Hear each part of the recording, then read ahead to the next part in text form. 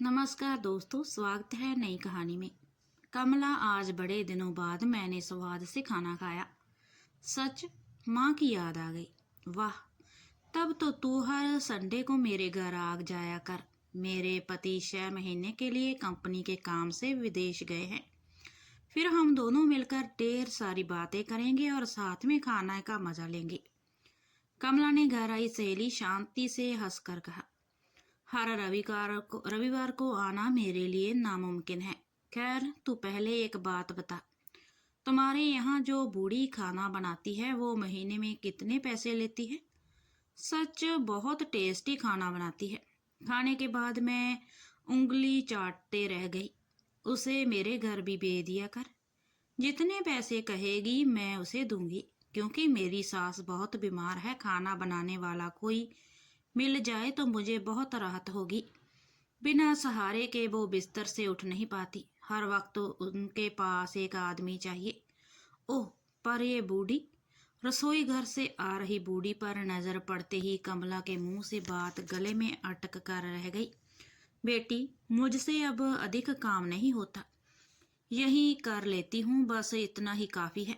एक विधवा को जीने के लिए पेट भरने से अधिक और क्या चाहिए?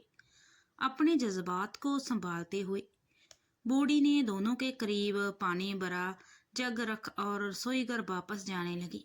कोई बात नहीं अम्मा, आप मेरी सहेली के घर को ही अच्छे से संभालती रहिए। मैं दूसरी काम वाली ढूंढ लूंगी।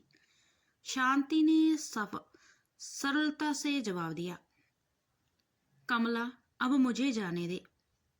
घर पहुंचते पहुंचते शाम हो जाएगी। आज यहीं रुक जा। कमला ने प्यार जताते हुए शांति से आग्रह किया। नहीं, लेट हो रहा है। मेरी सास सिर्फ मेरे ही हाथ से दवा खाना पसंद करती है। अपने बेटे से वो यही कहती है, तू बहुत हड़बड़ा कर दवा खिलाता है, लेकिन बहू को देखो, बच्चों की तरह बड़े प्यार से मुझे दवा खिलाती है। अरे ये क्या? कमला, सामने देखो, बूढ़ी रो रही है। क्या हुआ आपको? बताइए अम्मा। शांत ने बूढ़ी से पास जाकर मधुरता से पूछा। बेटी, इन आंसुओं का क्या भरोसा, कब टपक पड़े। बस कुछ याद आ गया। अरे, खड़ी होकर यहाँ नौटंकी क्यों कर रही हो? जा जल्दी से काम निपटा, बहुत काम पड़े हैं अभी। कमला बूढ़ी पर बरस पड़ी। जाती हूँ। बूढ़ी के मुंह से निकले अधूरे शब्द कान में पड़ते ही शांता की आंखें चौड़ी हो गईं। प्रश्नवाचक दृष्टि लिए उसने कमला से पूछा, अम्मा तुम्हारी सास है? परंतु तुमने तो मुझे।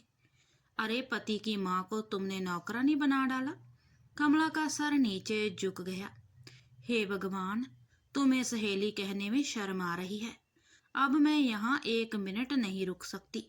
पता चला तुम इसी शहर में आई हो, सो अपने बचपन की सहेली से मिलने आ गई। परंतु धन दौलत के भंडार ने तुम्हारे माँ बाप के दिए संस्कारों को ढो डाला है। ओह अम्मा, मेरे साथ चलिए। वहाँ आपको बेटी के अलावा एक बहन भी बात करने के लिए मिल जाएगी। कहते हुए शांति ने बूढ़ी अम्मा का हाथ पकड़ा और बाहर दरवाजे की ओर चल पड़ी। लेकिन सामने दीवार पर टंगे अपने दिव्यांग पति के तस्वीर पर नजर पड़ते ही बूढ़ी ठिक गई। तेज हवा के झोंके से तस्वीर फर्श पर धड़म से गिरा। उसका शीशा चकनाचूर हो गया, परंतु कागज के तस्वीर पर खरोंच तक नहीं लगी। तस्वीर मानो विधवा से गुहार लगा रही था। प्रिय, मुझे भी अपने साथ ले चलो। अब इस घर में मेरी जरूरत नहीं रही। बूढ़ी ने पति की तस्वीर को उठाकर सीने से लगा लिया और शांता के साथ बेझिझक नए सफर के लिए निकल पड़ी। यह कहानी आपको कैसी लगी, इसके बारे में कमेंट कर जरूर बताना और कहानी को लाइक और शेयर जरूर करना। आगे और कहानियों के लिए चैनल को सब्सक्राइब भी जरूर कर लें। धन्यवाद।